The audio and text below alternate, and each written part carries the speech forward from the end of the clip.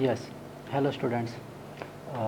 Previous lecture में हम discuss कर रहे थे पीरियोडिक प्रॉपर्टीज़, और उसमें पहले हम डिस्कस कर रहे थे पीरियोडिक टेबल के बारे में। और पीरियोडिक टेबल में मैंने आपको बताया था long form, and after the several modifications the long form is now modern periodic table. तो लॉन्ग फॉर्म या मॉडर्न पीरियोडिक टेबल सेम ही है, बस वो थोड़ा सा क्या हो गया है, मॉडिफाइड हो गया है। वही हमने लिखा है modern periodic table is divided into 4 blocks. ठीक, तो 1 to 18 का भी ये एक्सेप्ट कर लिया है। तो these are the some modifications, after those modifications the present periodic table is known as modern periodic table. Actually it is basis of long form. Modern periodic table is based on long form of the periodic table. चलिए, तो मैंने आपको कहा था कि सारा theoretical part है, ठीक है, मैक्सिमम, तो इसलिए हम इसे पहले से ही लिख लेते हैं। तो मैंने लिखा हुआ है, अब बस हम इसे डिस्कस कर लेंगे, ठीक है। तो एस ब्लॉक की बात करते हैं। तो एस ब्लॉक एलिमेंट्स कौन से होते हैं? एस ब्लॉक एलिमेंट्स होते हैं एस सब शेल क्यों कैन एकोमोडेट 2 इलेक्ट्रॉन्स। उसमें केवल 2 इलेक्ट्रॉन आ सकते हैं, 1 और 2, सिंगल हो सकता है या पेयर्ड हो सकता है। Hence S block elements are arranged in 2 groups, इसलिए उसमें 2 ही ग्रुप होते हैं। पी में आगे आप देखोगे कि उसमें कितने इलेक्ट्रॉन्स आ सकते हैं, 6 आ सकते हैं इलेक्ट्रॉन, तो वहाँ पर 6 ग्रुप्स होंगे, 13, 14, 15, 16, 17, 18, इस तरह से। तो जिसमें जितने इलेक्ट्रॉन अकोमोडेट हो सकते हैं उसी के अकॉर्डिंग उसके क्या होते हैं, ग्रुप्स होते हैं उसी में, ठीक है। चलिए, तो जर्नल इसका, और ये कौन कौन से होते हैं, या तो उन्हें 1 2 लिखा जाएगा रिसेंट के अकॉर्डिंग, और प्रीवियस लॉन्ग फॉर्म के अकॉर्डिंग फर्स्ट डे और सेकंड डे लिखा जाएगा, ठीक है। इनका जनरल इलेक्ट्रॉनिक कॉन्फ़िगरेशन क्या होता है? एस ब्लॉक एलिमेंट्स का last outer most electronic configuration, ये आउटर मोस्ट होता है।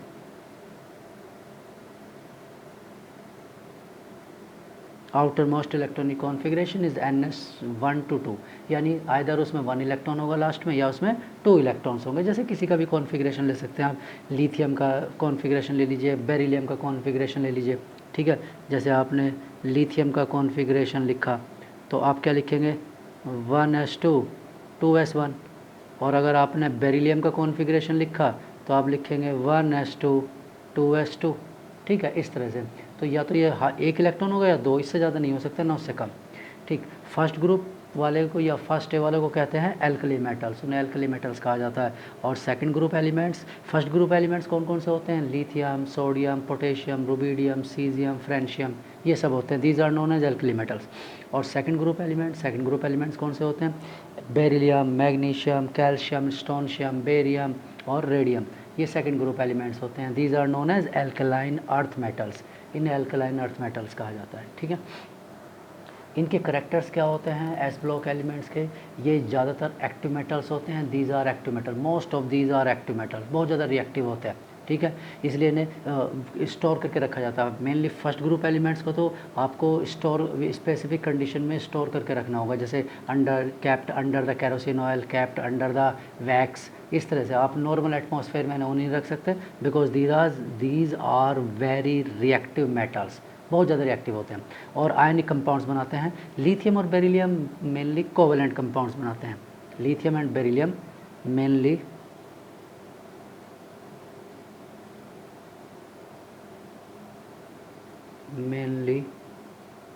फॉर्म कोवेलेंट कंपाउंड्स, ठीक है। ये मेनली कोवेलेंट कंपाउंड बनाते हैं, तो इन दो को छोड़ दो, बाकी सब आयनिक कंपाउंड बनाते हैं, ठीक है। मैं ये नहीं कह रहा हूँ कि ये आयनिक नहीं बनाएंगे, मैंने कहा मेनली कोवेलेंट, यानी कि कुछ आयनिक भी होंगे, ऐसे ही लिथियम के भी आयनिक होंगे, बट ज़्यादा करेक्टर क्या होता है, कोवेलेंट का होता है, ठीक है। वो हम पढ़ेंगे, कोवेलेंट करेक्टर या आयनिक करेक्टर, नेक्स्ट चैप्टर आएगा केमिकल बॉन्डिंग, उसमें स्टडी करेंगे। Next, these are powerful reducing agent, ये पावरफुल रिड्यूसिंग एजेंट होते हैं, इजीली इलेक्ट्रॉन का लॉस कर देते हैं, इसलिए पावरफुल रिड्यूसिंग एजेंट होते हैं। दीज हैव लो एमपी का मतलब है मेल्टिंग पॉइंट,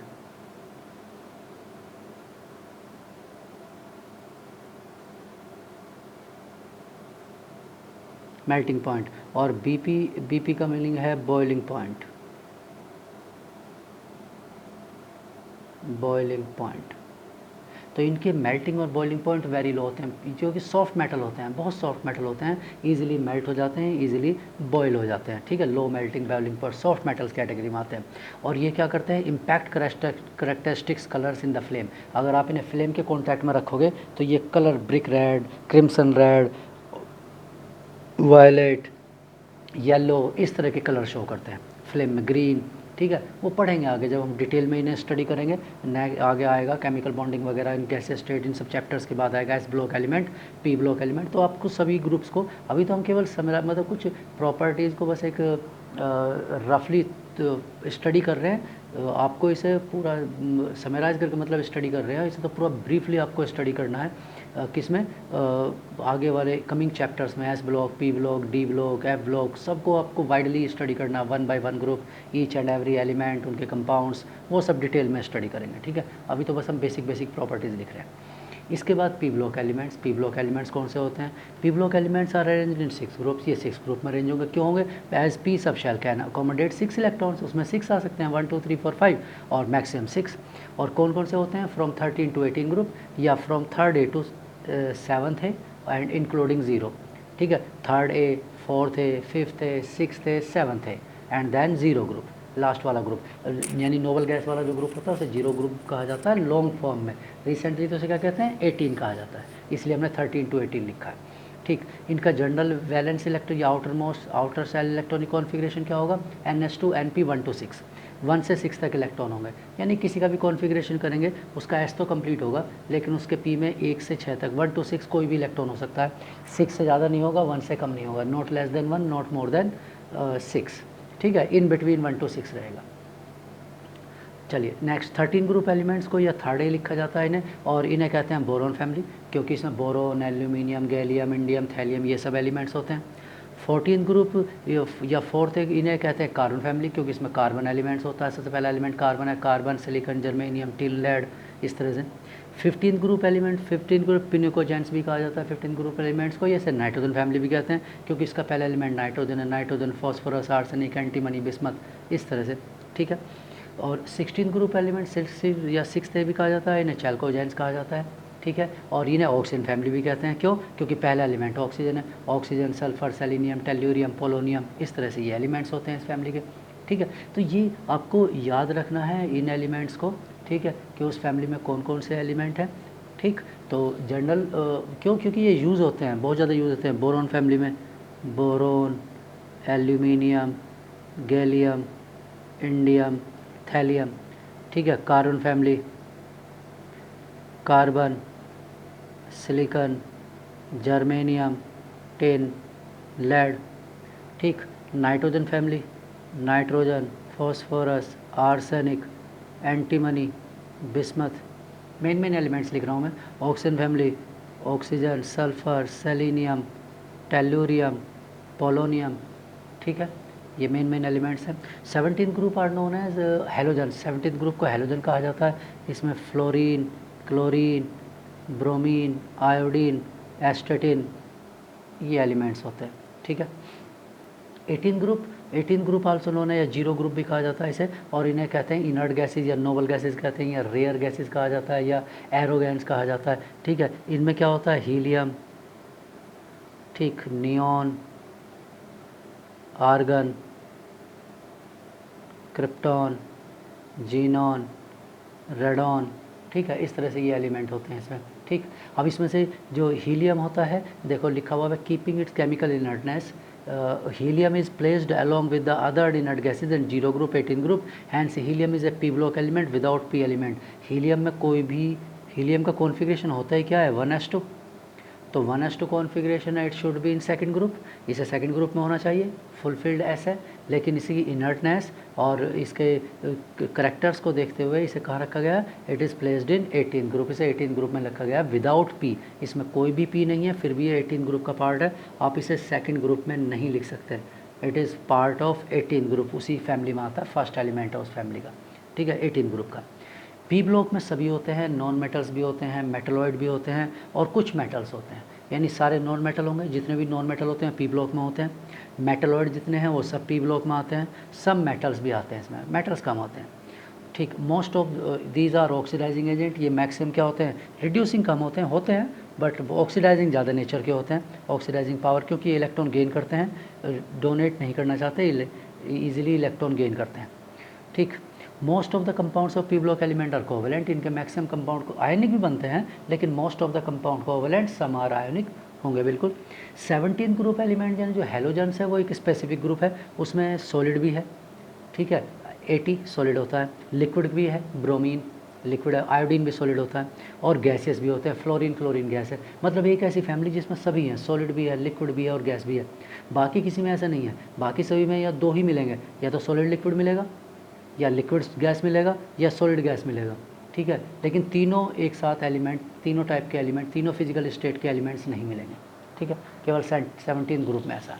इसके बाद बात करते हैं D block elements. D block elements क्या होते हैं, if the differentiating electron enters into D orbital, अगर वो एस में एंटर करता है तो एस ब्लॉक, पी में एंटर करता है तो पी ब्लॉक, और अगर वो डी में एंटर करता है तो क्या होगा, डी ऑर्बिटल ऑफ पेनिल्टिमेट सेल। पेनिल्टिमेट का मतलब होता है n-1, n is the outer most orbit, n outer most orbit, n outer most orbit है, तो पेन्यूल्टीमेट का मतलब होता है n-1 यानी सेकंड लास्ट। इसे आप लास्ट कहेंगे तो ये सेकंड लास्ट है, तो second last orbit is known as penultimate shell या ऑर्बिट। अच्छा, the elements are called D block elements, तो इन एलिमेंट्स को डी ब्लॉक एलिमेंट्स कहा जाता है। ठीक, जनरल कॉन्फ़िगरेशन इनका क्या होता है, दो तरह से लिखा जाता है, ये तो सभी एलिमेंट्स के लिए है, ठीक है, 0 to 2। लेकिन एक एलिमेंट है पैलेडियम, पैलेडियम को अगर हम नेगलेक्ट कर दें तो मैक्सिमम बुक्स में NS1 to 2 लिखा होता है।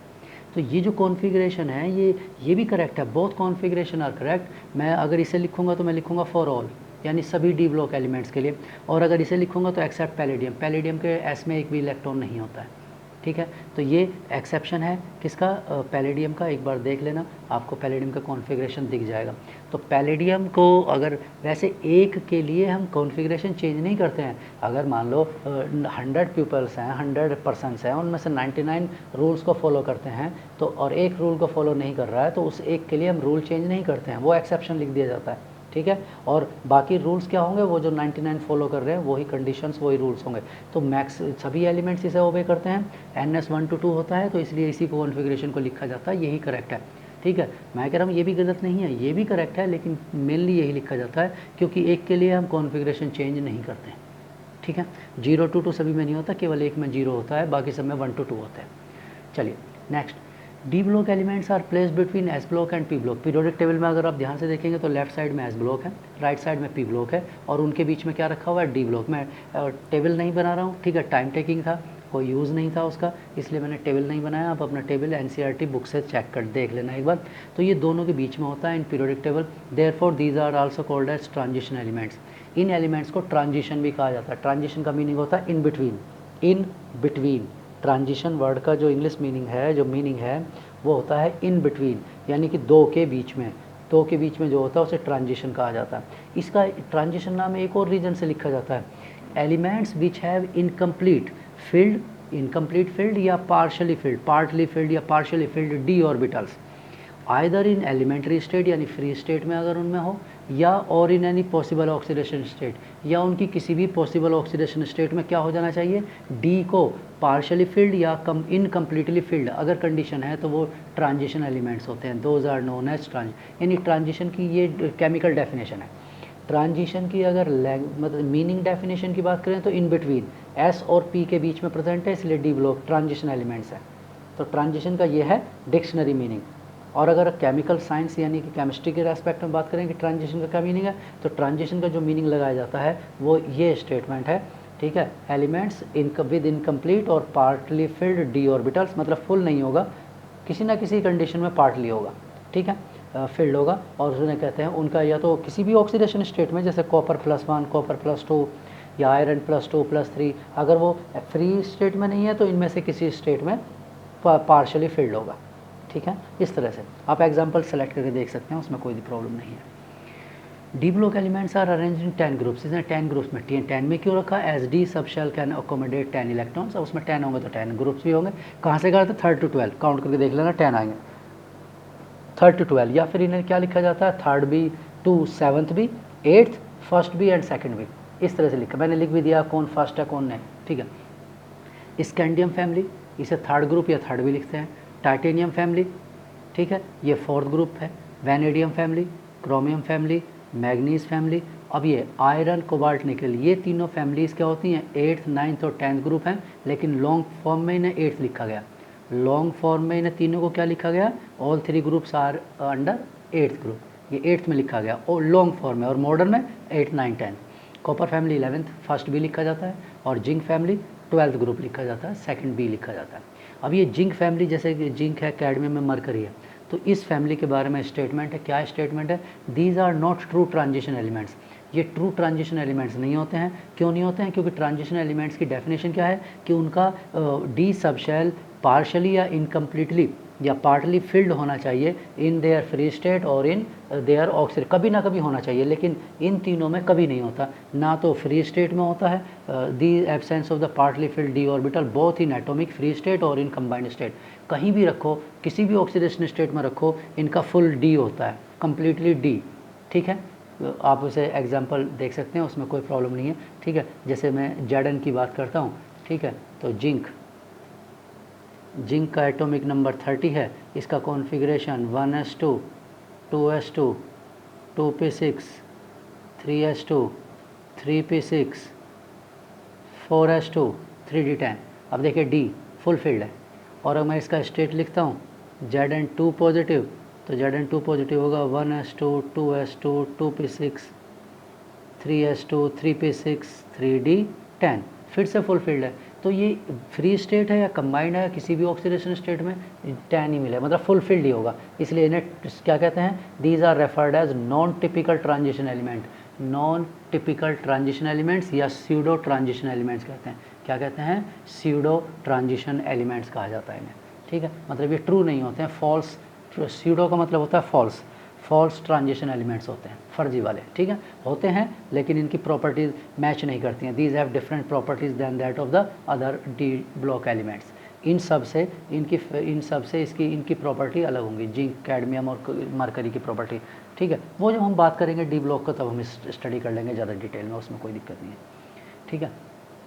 D block elements are further classified, इन्हें फिर से क्लासिफाइड करते हैं मॉडर्न पीरियोडिक टेबल में इनटू, ठीक है, following into following transition series on the basis of which n minus d subshell is being filled, कौन सा फिल है, जैसे इसमें 3D फिल है, 3D फिल है तो 3D सीरीज़, इसमें 4D फिल है तो 4D सीरीज़, इसमें 5D फिल है तो 5D सीरीज़, इसमें 6D फिलअप है तो ये 6D सीरीज़। ये फर्स्ट ट्रांजिशन, ये सेकंड, ये थर्ड, मेनली ये तीन ही स्टडी करने होते हैं। फोर्थ वाले में तो रेडियो एक्टिव एलिमेंट्स हैं, उसे स्टडी नहीं करना होता है, ठीक है। आपको केवल ये तीन, और तीन में से भी मेनली ये स्कैंडियम, वैनेडियम, ठीक है, scandium, titanium, vanadium, chromium, manganese, iron, cobalt, निकल, कॉपर, जिंक, ये वाला ग्रुप ज़्यादा, मतलब ये वाला पीरियड, थर्ड 3D सीरीज़, ये ज़्यादा इंपॉर्टेंट है, ठीक है। मतलब ज़्यादा क्वेश्चंस या ज़्यादा डिटेल इसी का आती है।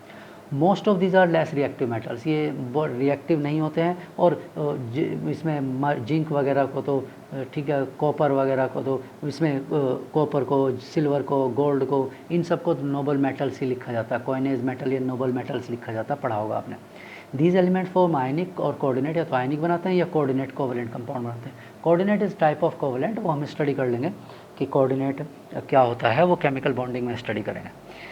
अच्छा, these are all solid metals, ये सब सॉलिड मेटल्स होते हैं, मतलब पूरा पीरियोडिक टेबल में ये जो डी है वो पूरा मेटल है, कोई मेटलॉइड नहीं है, सभी मेटल्स हैं इसमें, ठीक है। और बस मरकरी इसमें लिक्विड है, और मेटल भी कैसे हैं, सॉलिड है, बस मरकरी क्या होता है, लिक्विड होता है, ठीक है, at room temperature.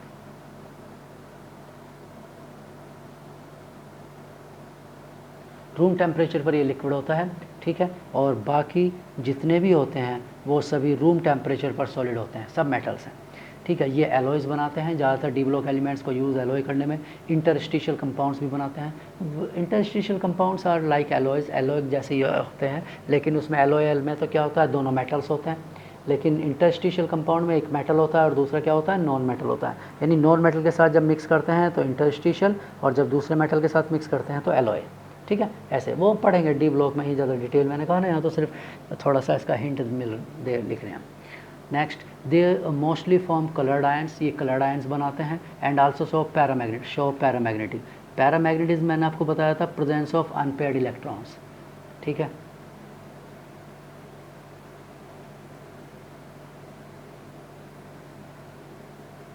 Presence of unpaired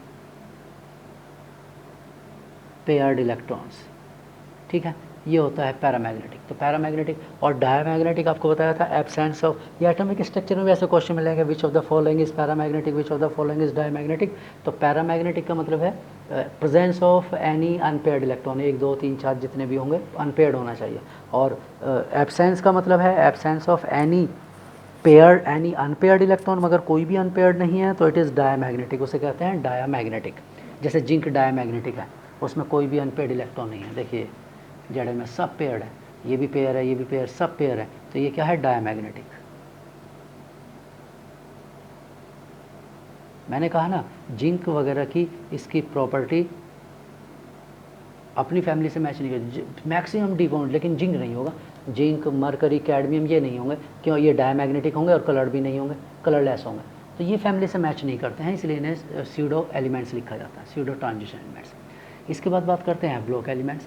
F block elements इन्हें इनर ट्रांजिशन एलिमेंट्स भी कहा जाता है, these are known as inner transition elements. अब इनर ट्रांजिशन का डिक्शनरी मीनिंग क्या है? इनर ट्रांजिशन एलिमेंट्स का मीनिंग है कि जो ट्रांजिशन, यानी कि जो कहीं पर दो के बीच में है उसके भी ये बीच में प्रेजेंट होते हैं, यानी बिटवीन के भी इन बिटवीन होते हैं, मतलब जो पहले से ही इन बिटवीन है उसमें भी इन बिटवीन होते हैं। तो as these elements occupied the position in between transition elements, मतलब ट्रांजिशन कहाँ है, एस और पी के बीच है, और ये ट्रांजिशन के भी एलिमेंट्स, यानी इसके कुछ ट्रांजिशन एलिमेंट इसके लेफ्ट में होंगे and few transition elements are on right hand side, कुछ राइट हैंड साइड पर होंगे, इसलिए ये इन बिटवीन ट्रांजिशन होते हैं, इसलिए इनर वर्ड लिखते हैं, इनर ट्रांजिशन।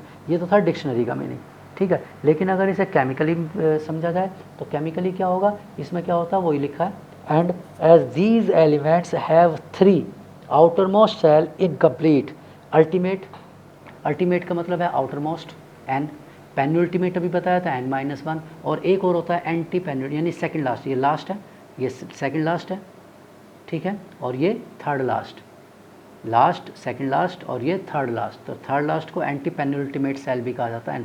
तो ये तीनों इनकम्प्लीट होते हैं, ये भी, या तो फ्री स्टेट में होंगे, फ्री स्टेट में नहीं होंगे अगर इनकम्प्लीट तो ठीक है, ये कंबाइंड स्टेट में इनकम्प्लीट हो, कभी ना कभी इनकम्प्लीट तो ज़रूर होंगे। तो जनरल कॉन्फ़िगरेशन ये होता है इनका n-2 F1 to 14 n1 0 to 1, ठीक है, और n-2, इस तरह से ये कॉन्फ़िगरेशन होता है, ठीक। कहीं एक्सेप्शन नहीं मिलेंगे इसमें, थोरियम वगैरह का एक्सेप्शन मिलेगा, ठीक है। चलिए, these elements are placed at the bottom of the periodic table, यानी कि ये पीरियोडिक टेबल से बाहर रखे होते हैं, आउटसाइड द पीरियोडिक टेबल, नीचे बाहर से अलग से रखे होते हैं, 2 रोज़ में अरेंज होते हैं, ठीक है, 2 रोज़। और first row is known as 4F series, first row को 4F सीरीज़ कहा जाता है, इसे लेंथेनॉइड्स, ठीक है, लेंथेनॉइड्स भी लिखते हैं, लेंथेनॉइड्स भी लिख देते हैं, उसमें कोई दिक्कत नहीं है। और रेयर अर्थ एलिमेंट्स, इन्हें रेयर, क्योंकि अर्थ पर ये बहुत रेयरली मिलते हैं, इसलिए इन्हें रेयर अर्थ एलिमेंट्स कहा जाता है। और ये कहाँ से कहाँ तक होते हैं, सीरियम 58 टू ल्यूटीशियम 71 एटॉमिक नंबर तक होते हैं, ठीक है, और इनका कॉन्फ़िगरेशन ये होता है इसके बीच में, और ये 6th पीरियड में लाई करते हैं, और थर्ड ग्रुप में, थर्ड ग्रुप या थर्ड भी लिख सकते हो या थर्ड ग्रुप लिख सकते हो, यानी स्कैंडियम के नीचे होते हैं। सेकंड रो को 5F सीरीज़ या एक्टिनाइड्स भी लिखते हैं, एक्टिनॉइड्स भी लिख देते हैं, कोई दिक्कत नहीं है उसमें, ठीक है, सीरीज़ कहा जाता है। और ये थोरियम 90 to 103 लॉरेंशियम तक होते हैं, और ल्यूटीशियम है, लॉरेंशियम है 103 तक होते हैं, 90 to 103, यानी 14 वो, L14 ये एलिमेंट्स होते हैं, क्योंकि F की रेंज ही 14 होती है। तो ये इसके जनरल कॉन्फ़िगरेशन होते हैं, और ये 7th पीरियड में लाई करते हैं, और थर्ड ग्रुप तो थर्ड ही रहता है, यानी all the F block elements belong to the same group, सारे F ब्लॉक एलिमेंट एक ही ग्रुप में होते हैं, और उस एक ग्रुप में पीरियोडिक टेबल में स्पेस बहुत कम होता है, ग्रुप तो छोटा सा बॉक्स बनाते हैं ना, 7th पीरियड थर्ड ग्रुप का एक छोटा सा बॉक्स होगा, 7th period third group has smaller box, और उस बहुत छोटे बॉक्स में 14 एलिमेंट्स को अरेंज करना डिफ़िकल्ट होता है, शो नहीं कर सकते, माइक्रोस्कोप लेकर ढूंढना पड़ेगा, इसलिए वो क्या करते हैं साइंटिस्ट, उसे इन F ब्लॉक एलिमेंट्स को पीरियोडिक टेबल से बाहर नीचे साइड में लिख देते हैं, बॉटम पर, ठीक है, इसलिए ऐसा किया जाता है, ठीक। नेक्स्ट, अगर हम बात करें इनका नेचर का या प्रॉपर्टीज़ की, तो most of these elements are radioactive, maximum radioactive होते हैं, रेडियो एक्टिव एलिमेंट्स हैं, ठीक है, आर्टिफिशियल एलिमेंट्स हैं, ठीक है, मैक्सिमम, और बाकी जो हैं वो रेडियो एक्टिव हैं, और कुछ स्टेबल भी होंगे। मोस्ट ऑफ लिखा हमने, ऑलवेज नहीं लिखा या ऑल नहीं लिखा, तो most of the radioactive होते हैं। There have property similar to D block, क्योंकि डी के बीच में होते हैं, कुछ डी एलिमेंट्स 1-2 इधर होंगे, कुछ 2-4 इधर होंगे, राइट साइड में होंगे, तो इस तरह से इन बिटवीन होते हैं, तो इसलिए इनकी प्रॉपर्टी उनसे मैच करती है, ठीक है। और लेंथेनम से मैच करती है, इसलिए उसे लेंथेनॉइड लिखा जाता है। वो एक्टिनियम से मैच करता है, इसलिए एक्टिनॉइड लिखा जाता है, जबकि ये एलिमेंट इनके नहीं है। लेंथेनम और एक्टिनियम कौन से हैं? डी ब्लॉक एलिमेंट्स होते हैं, लिखा हुआ है। Since the last to shall have similar configuration, इनके लास्ट टू में सेम कॉन्फ़िगरेशन रहता है सभी का, 0 to 1 S2, 0 to 1 S2, ठीक है, 0 to 1 S2 लास्ट वाले में सेम रहता है। इसमें तो वेरिएबल है, इसमें सेम रहता है, इसलिए इनकी प्रॉपर्टी में बहुत सिमिलरिटी होती है। Therefore have similar configuration, these elements have very close या similar physical and chemical properties, मतलब बहुत ही क्लोज प्रॉपर्टीज़ होती हैं इनकी, वेरी क्लोज। साइज़ भी ऑलमोस्ट एक जैसे होंगे, ठीक है, रिएक्टिविटी भी एक जैसी होगी, बहुत ज़्यादा क्लोज प्रॉपर्टीज़ होती हैं इनकी, ठीक है। इसके बाद में कुछ टर्म्स हैं जो यूज़ करते हैं, जैसे टिपिकल एलिमेंट लिखा हुआ, तो टिपिकल एलिमेंट्स क्या होते हैं? थर्ड पीरियड एलिमेंट्स को सोडियम से argon, sodium, magnesium, aluminium, silicon, ठीक है, उस वाली ग्रुप, उसमें पूरा यहाँ से लेकर यानी 11 एटॉमिक नंबर टू कहाँ तक 18 एटॉमिक नंबर तक के जो भी होंगे are known as typical elements. इन्हें टिपिकल एलिमेंट्स कहा जाता है। क्यों कहा जाता है? As they represent the main properties of their respective group. Sodium अपने ग्रुप की मेन प्रॉपर्टीज़ को शो करेगा, यानी सोडियम को स्टडी करने का मीनिंग है we learn the family group properties, पूरी फैमिली की प्रॉपर्टीज़ हमें पता है, ठीक है। ऐसे ही नेक्स्ट वाले में उसमें कहूँगा मैग्नीशियम, तो प्रॉपर्टीज़ ऑफ मैग्नीशियम क्या होती हैं? अपनी फैमिली से मैच करती हैं। हम बेरिलियम क्यों नहीं ले रहे हैं? क्योंकि अभी भी लिखवाया है बेरिलियम क्या बनाता है? कोवेलेंट बॉन्ड बना लेता है। लिथियम क्या बना लेता है? कोवेलेंट बॉन्ड बना लेता है, जबकि फैमिली के मेंबर क्या बनाते हैं? आयोनिक बनाते हैं। तो इस तरह से हमने उन्हें टिपिकल नहीं लिखा, टिपिकल थर्ड पीरियड इसे लिखा, थर्ड पीरियड एलिमेंट्स को। तो third period element typical elements होते हैं क्योंकि उनकी प्रॉपर्टी अपनी फैमिली में मैक्सिमम मैच करती है, यानी उन्हें स्टडी करने का मतलब आपने फैमिली को स्टडी कर लिया, मैम फैमिली की जनरल प्रॉपर्टीज़ को स्टडी कर लिया, ठीक है। इसके बाद में वर्ड आता है रिप्रेजेंटेटिव एलिमेंट्स या नॉर्मल एलिमेंट्स। एस ब्लॉक और P block element except inert gases, इन्हें रिप्रेजेंटेटिव एलिमेंट्स कहते हैं। नॉर्मल एलिमेंट मतलब ये नॉर्मली बिहेव करते हैं, जैसा होना चाहिए, जैसा ट्रेंड होना चाहिए वैसा। साइज़ इंक्रीज़ होना चाहिए तो इंक्रीज़ होगा, साइज़ डिक्रीज़ होना चाहिए रेगुलरली डिक्रीज़, मतलब प्रॉपर्टीज़ को जनरली फॉलो करते हैं। रेयर ही इनमें एक्सेप्शन होता है, लेकिन डी ब्लॉक और एफ ब्लॉक में एक्सेप्शन ही एक्सेप्शन होते हैं, मतलब कोई भी प्रॉपर्टी रेगुलरली फॉलो नहीं करते, इसलिए उन्हें नॉर्मल एलिमेंट्स नहीं कहा जाता, एब नॉर्मल कहेंगे, या उन्हें रिप्रेजेंटेटिव एलिमेंट्स नहीं कहा जाएगा, ठीक, केवल एस या पी ब्लॉक वालों को कहा जाता है। इसके बाद आता है anomalous behaviour of second period element. अभी मैंने आपको बताया कि बेरिलियम की फैमिली अपनी प्रॉपर्टी अलग होती है, लिथियम की अलग होती है, तो ये इसी सिर्फ इन दो का नहीं, पूरी फैमिली, पूरा second period element lithium, beryllium, boron, carbon, nitrogen, oxygen, fluorine, neon की हम बात नहीं कर रहे, नोबल गैस है। तो all the second period elements of each group, second period element lithium अपनी फैमिली में अपने ग्रुप में, बेरिलियम अपने ग्रुप में, बोरोन अपने ग्रुप में, excepting has different properties than that of its group. अपने ग्रुप से वो डिफरेंट, सेम तो शो करेंगे, सिमिलर प्रॉपर्टीज़ तो होंगी, सिमिलर के साथ साथ डिससिमिलर ज़्यादा होती हैं, मतलब मोर डिससिमिलर प्रॉपर्टीज़ दैन सिमिलर, ठीक है। सेम से ज़्यादा डिफरेंट प्रॉपर्टीज़ मैच होती हैं इनमें, और बाकी ग्रुप में फैमिली में ज़्यादा प्रॉपर्टीज़ मैच करती हैं और कुछ प्रॉपर्टीज़ डिफरेंट होती हैं, ठीक है। जैसे एक फैमिली में 3-4 पर्सनस हैं, ब्रदर्स हैं, तो उनकी प्रॉपर्टीज़ क्या होंगी? फैमिली में मेनली ज़्यादा मैच करेंगे एक दूसरे के साथ, लेकिन कुछ तो डिस्टिंग्विश रहे, मतलब कुछ ना कुछ तो प्रॉपर्टीज़ उनके करेक्टर्स अलग होंगे ही, कुछ ना कुछ उनकी थिंकिंग अलग होगी, ठीक है, फिजिकल बॉडी स्ट्रक्चर अलग होगा, तो कुछ ना कुछ मतलब उनमें डिस्टिंग्विश हो। लेकिन हाँ, मैक्सिमम प्रॉपर्टीज़ एक फैमिली के मेंबर्स की मैच करती हैं, और एक्सेप्शंस तो मिलते ही हैं, ठीक है। तो ऐसे ही इसमें भी है, तो इनकी प्रॉपर्टीज़ अपनी फैमिली से मैच तो करेंगी, लेकिन कुछ डिफरेंट प्रॉपर्टी भी होंगे, ठीक। क्यों होंगी वो डिफरेंट प्रॉपर्टी? उसका रीज़न लिखा है, due to their smallest size, ये अपनी फैमिली में सबसे छोटे होंगे, इनकी हाईएस्ट इलेक्ट्रोनेगेटिविटी होगी, ये पढ़ेंगे सब, साइज, इलेक्ट्रोनेगेटिविटी, आयनेशन, एंथैल्पी, ये सब स्टडी करेंगे। हाईएस्ट आयनेशन एंथैल्पी होगी अपनी फैमिली में, विद इन द फैमिली, ठीक है। और absence of D sub shell, इनमें डी नहीं होता किसी में भी, ना lithium, beryllium, boron, carbon, nitrogen, oxygen, fluorine, किसी में भी डी सब शेल नहीं होता है। बाकी सारे मेंबर्स में क्या होगा? डी सब शेल होगा। Other members have D sub shell, उन सब में डी सब शेल होगा। इसलिए इनकी प्रॉपर्टीज़ डिफरेंट होती है। स्टडी कर लेंगे हम आगे, जब प्रॉपर्टीज़ पढ़ेंगे हम ज़्यादा डिटेल की अगर रिक्वायरमेंट होगी। इसके बाद आता है एक डायगोनल रिलेशनशिप। डायगोनल रिलेशनशिप क्या होता है? Second and third period elements of the different, second and third elements, third period elements. Second period element अभी हमने लिखा है, ये रहा lithium beryllium boron, lithium beryllium boron, carbon nitrogen oxygen fluorine. ऐसे ही थर्ड पीरियड एलिमेंट होगा sodium, अभी लिखा था पीछे टिपिकल एलिमेंट्स में, ठीक है, सोडियम, मैग्नीशियम, एल्यूमिनियम, सिलिकॉन, ये सब थर्ड पीरियड। तो second and third period elements of the different groups have similar properties and these elements are diagonally to each other in period. ये एलिमेंट्स एक दूसरे से डायगनली होंगे, lithium magnesium, beryllium aluminium and boron silicon एक दूसरे से diagonally हैं, ठीक है, इस तरह से डायगनली, ठीक है। तो डायगनली हैं पीरियोडिक टेबल में, इसलिए इन्हें डायगोनल रिलेशनशिप कहा जाता है। और ये केवल 3 पेयर हैं, lithium with magnesium, only 3 pairs. कौन कौन से पेयर हैं? Lithium magnesium, beryllium aluminium and boron silicon. बस ये 3 पेयर हैं, यानी कि कहाँ तक? केवल कार्बन फैमिली तक, इससे आगे काम नहीं करेगा। अगर मैं कहूँ कार्बन यहाँ नाइट्रोजन और फॉस्फोरस और कार्बन और फॉस्फोरस को लिखें, no, there is no diagonal relationship, ठीक है, यहाँ कोई डायगोनल रिलेशनशिप नहीं है, केवल इन 3 में है, ओनली 3 पेयर्स, ठीक।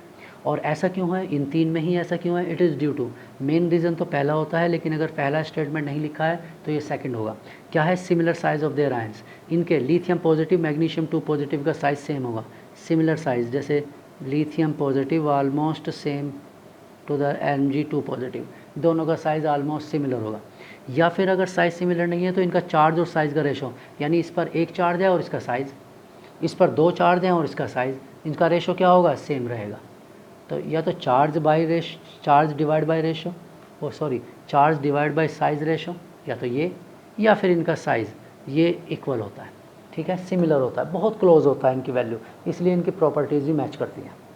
तो properties mainly charge to size ratio पर डिपेंड करती हैं।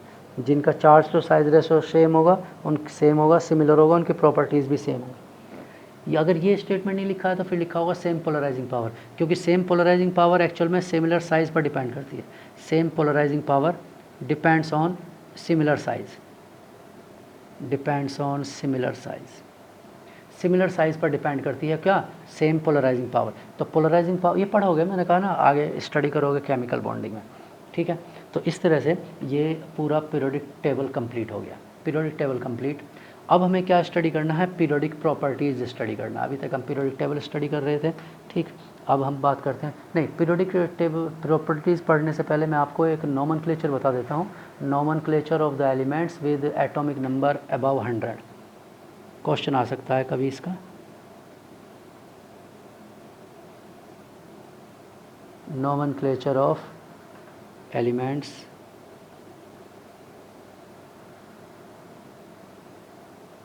with atomic number above 100, ये 100 से ज़्यादा वालों के लिए ये बस नोमेनक्लेचर, क्योंकि उससे पहले के सब एलिमेंट तो डिस्कवर्ड है, ठीक है, तो ये उससे ऊपर वाले एलिमेंट्स के लिए है। अब और नोमेनक्लेचर है तो कौन सा होगा? IUPAC ही होगा, international union of pure and applied chemistry, यही होता है, यही डिसाइड करते हैं कि क्या होना चाहिए क्या नहीं होना चाहिए। तो इनके अकॉर्डिंग क्या है कि नोमेनक्लेचर के लिए आपको कुछ रूल्स याद रखने होंगे। रूल्स में डिजिट्स होंगी, ठीक है, डिजिट्स का लैटिन नेम होगा, और लैटिन नेम के बाद उनका क्या होगा? वर्ड जो हम यूज़ करते हैं, ठीक है। जैसे 0, तो इसका लैटिन नेम होता है निल, और हम इसके लिए n यूज़ करते हैं, ठीक है। सिंबल या वर्ड कह सकते हो आप, या सिंबल। 1 2 3 4 5 6 7 8 और 9, बस इतना ही होगा, ठीक है, क्योंकि 1 और 0 तो वही हो गया, 1 और 0। 1 को क्या कहते हैं? अन कहा जाता है, और इसे यू, ठीक। 2 के लिए बाई, इसके लिए बी। 3 के लिए ट्राई, इसके लिए सिंबल टी। 4 के लिए क्वाड,